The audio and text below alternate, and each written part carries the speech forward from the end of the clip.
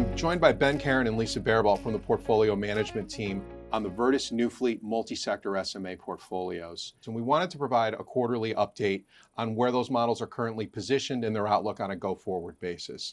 Recently, the portfolio management team has added to both non-US dollar denominated debt as well as treasuries while reducing some exposure to the securitized space. Ben, could you talk a little bit about the decision to add non-US dollar denominated as well as treasuries? Sure. Emerging market debt has been one of the larger additions that we've added to in our multi-sector strategies.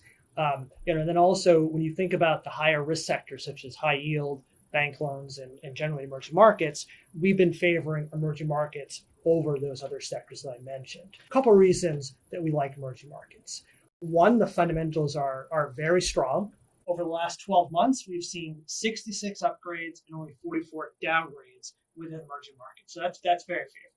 Additionally, you've seen very attractive yields. Yields in emerging markets, sovereign high yield, are over 8, even closer to, on average, 8.5%. So historically, that is attractive. And then also, if you kind of take that another level and compare that to other fixed income sectors, it also looks very attractive. So that has been very supportive. Additionally, we've had strong technicals in the space. We've seen meaningful flows, especially from crossover buyers like ourselves in the multi-sector context. I did want to mention the US Fed cutting rates has given the central banks in some of these countries more flexibility to cut their rates to stimulate their economy, which is supportive of growth.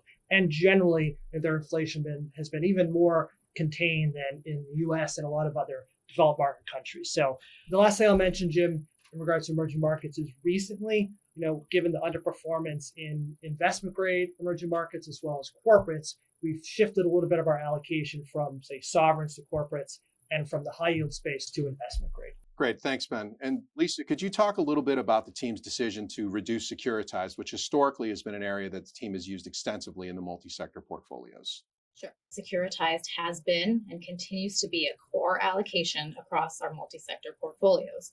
Consumer fundamentals are healthy. We have unemployment at reasonable levels. The economy is still growing.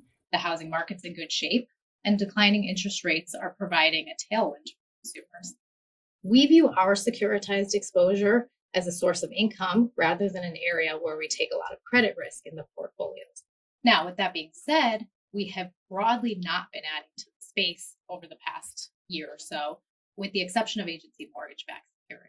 Spreads across fixed income have been on the tighter side, so we've taken the opportunity to reduce some of our overweights and increase our allocation to U.S. Treasuries.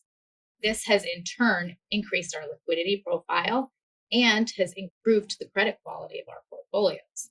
I did mention agency mortgage-backed securities. Over the past 18 to 24 months, we have added to agency MBS at attractive levels versus other sectors, especially corporates, on both a yield and spread basis. We've maintained a higher quality bias in our portfolios and continue to keep dry powder available so that we can take advantage of any dislocations in the market as opportunities arise. Great, thanks. And for any additional information, please visit Virtus.com.